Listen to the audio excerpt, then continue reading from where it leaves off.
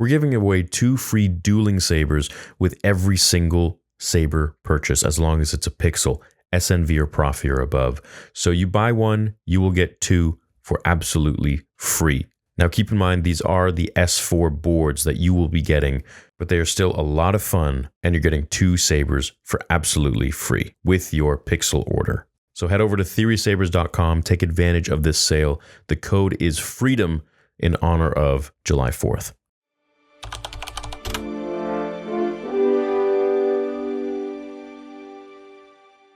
What if Count Dooku trained Anakin Skywalker? Of all the fanfictions that I've done, I've never actually done this one. I've done What If Qui-Gon Trained Anakin, Mace Windu, so many other people, but this one I've never actually done. So let's dive deep into it and have some fun. Sit back, relax, hit the like button, and let's begin. Our story begins with the twin sons of Tatooine, as they began to sink when Anakin Skywalker emerged from the Tusken camp. His cloak streaked with dust, blood, and wrapping around him as the wind billowed through his bones. His saber still warm, and his face expressionless. Behind him lay a massacre, not just the men, but the women and the children too. Arriving back at the Lars homestead, he walked ahead of his speeder like he didn't want to be followed. Padmé sat still, unsure if she should speak. She hadn't asked what happened, but she already knew. Anakin's silence wasn't grief. It was cold, focused, quietly vibrating. He stood in the dusk near the Lars homestead and watched the horizon like it had wronged him, when the wind began to shift, and in it, Anakin felt something. In the shadows behind the nearest ridge, a small figure stood cloaked in gray, draped in silence. No droids, no guards, nothing. Just a cane and a voice. "The galaxy asks too much of you." Anakin turned, hand already reaching for his saber. "You shouldn't be here." Count Dooku didn't move. "Nor should you. But it is pain that binds us to places like this, is it not?" The saber hissed as it activated. A blue glow lit the sand. "You're a traitor." Dooku's reply was calm. "And you are a weapon the Jedi are too afraid to wield." The word struck deeper than expected, like Dooku knew things that he shouldn't. "How do you know what I've done?" Dooku's eyes drifted to the horizon. "Because the dark side does not whisper, it screams." Anakin hesitated. He didn't lower the saber, but his grip loosened. "You felt it." "I felt you, Anakin. You called out with every stroke you dealt to those slavers. Your rage, your guilt, your grief. They echo through the Force. I've heard few echoes like it. One belonged to Qui-Gon Jinn. The other is you." That name stopped Anakin more than any threat would have. "You knew him." "He was my student, my failure. Perhaps this is my chance to learn from it." They didn't duel.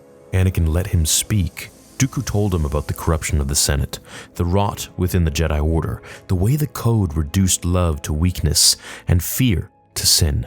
He didn't lie. He didn't promise power. He simply understood. "The Jedi will tell you to bury your feelings. The Sith will tell you to be consumed by them. I offer you something neither side can give. The ability to master them." That night, Anakin didn't sleep. He didn't tell Padmé what the man had said, but when they left Tatooine the next morning, something had already shifted.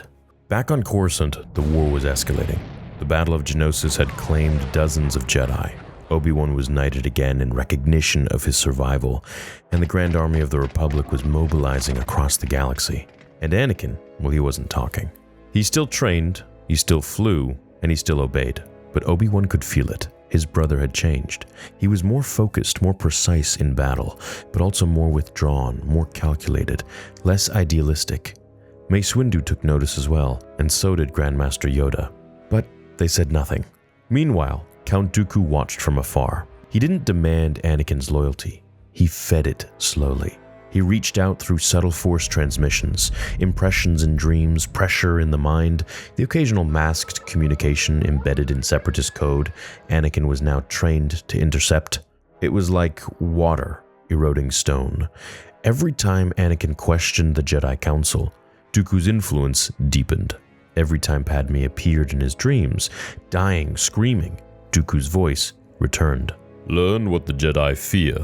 They will not save her, but you can."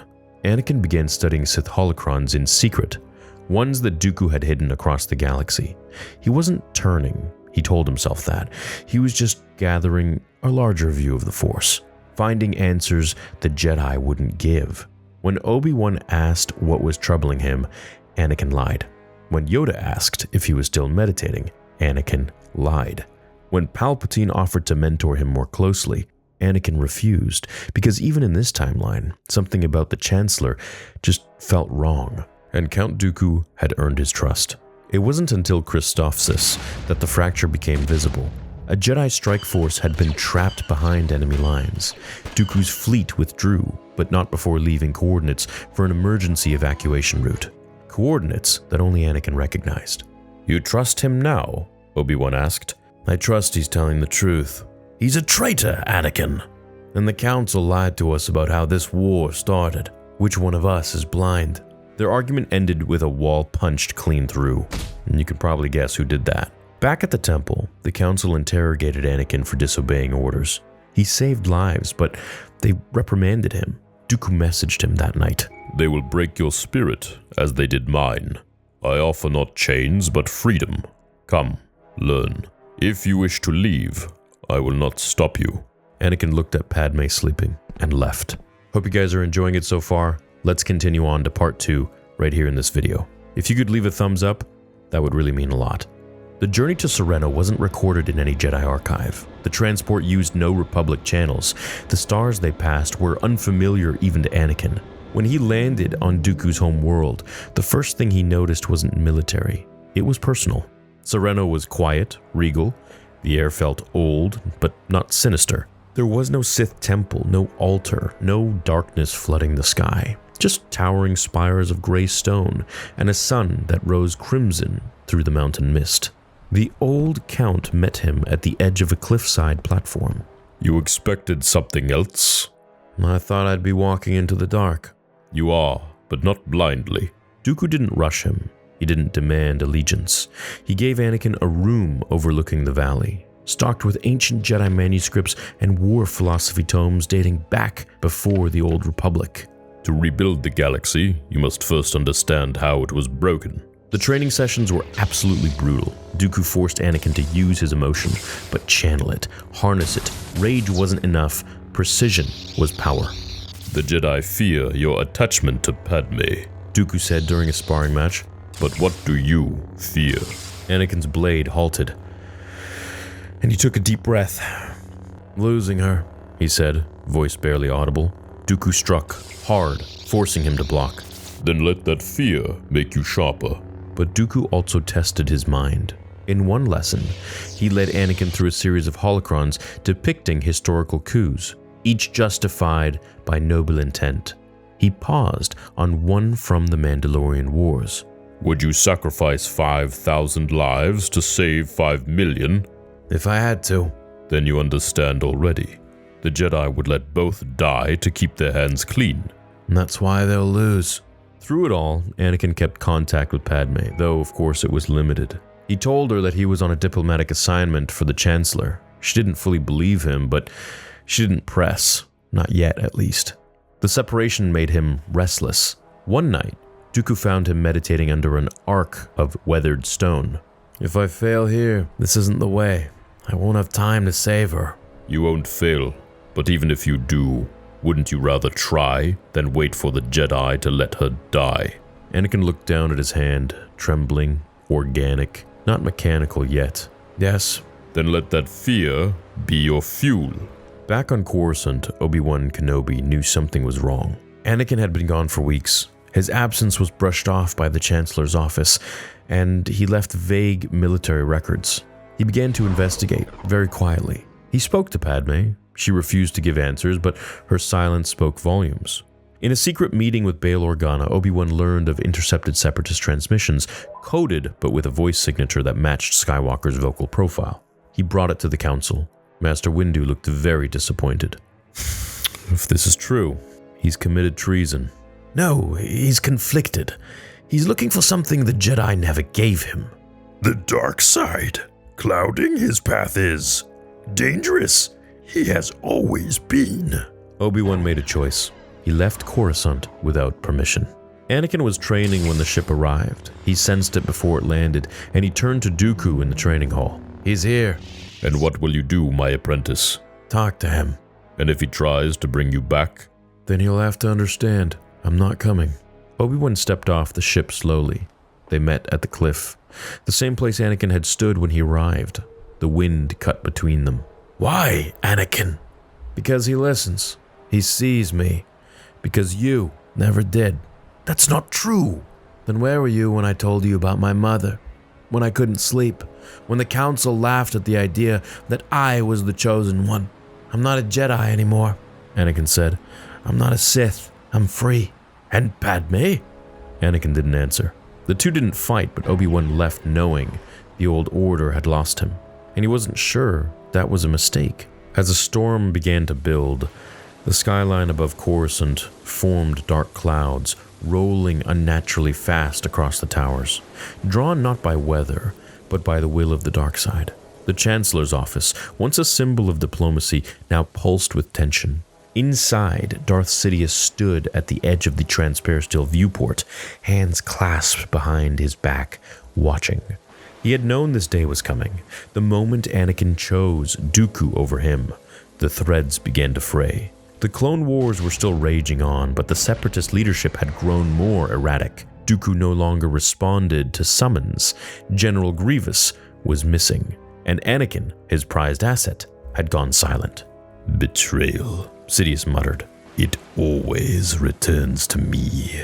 An unmarked shuttle pierced the atmosphere. Officially, it didn't exist. No escort, no Republic code, no clearance. The Chancellor's Guard was already waiting as the vessel touched down, red-robed, faceless, but they didn't raise their weapons. They knew. Count Dooku stepped out first, regal as ever, his cape caught in the wind, but his eyes, unmistakably darker than before, were locked on the spire. Anakin Skywalker followed.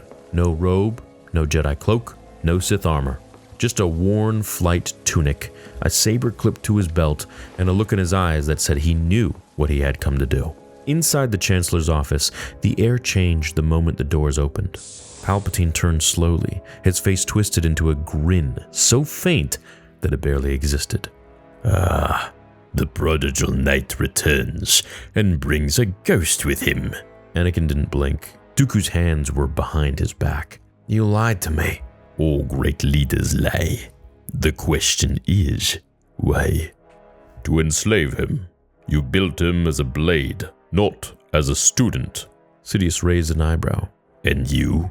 A failed Jedi turned separatist warlord turned savior. You think you can offer him clarity?" "No, but I can offer him freedom." Palpatine chuckled. "Then I shall offer you both death." Without warning, Sidious raised both hands. Force lightning filled the room, arcing towards Dooku. But this time, Anakin stepped in, saber ignited in a blue flare of fire, absorbing the current through his blade.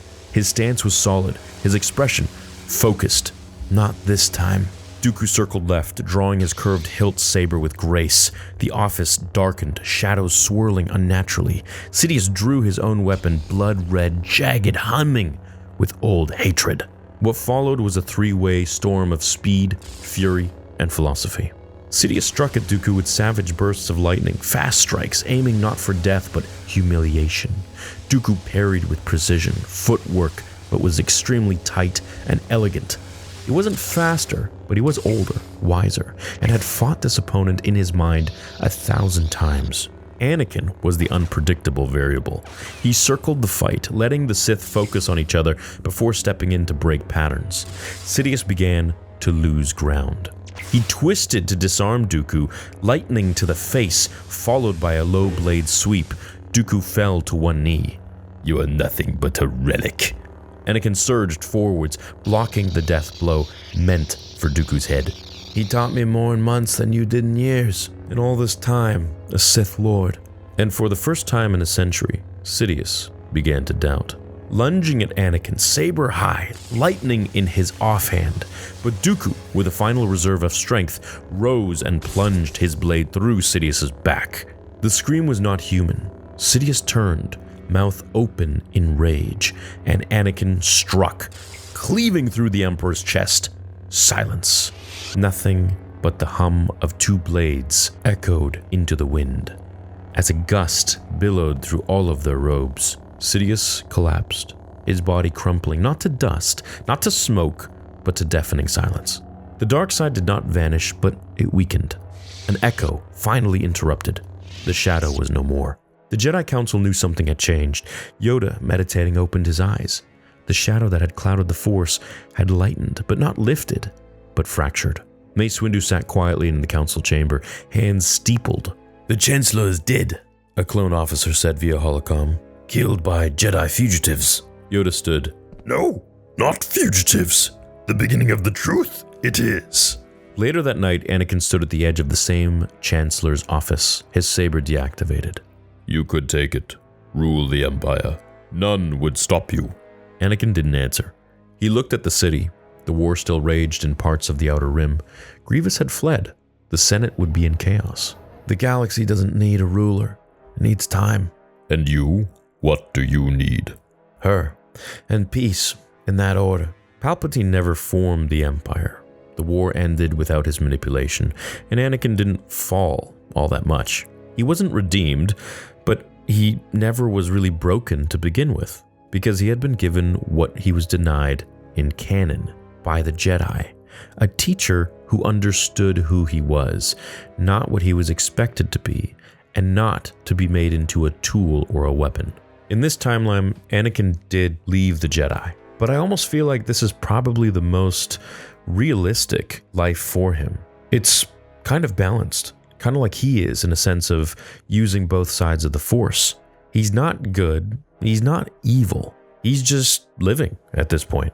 And at the end of the day, he took out the biggest threat to the galaxy, which was the Emperor. That means no Order 66, no Death Star, no Imperial regime. Now, the fate of the galaxy from here, well, that's up for debate. And I'd love to see what fanfiction you guys come up with in the comments, but I thought it was pretty fun to go into this direction here. Let me know what you guys think. I hope you enjoyed it as much as I did, and I will see you all in the next episode of Star Wars Theory. Until then, remember, the Force will be with you, always.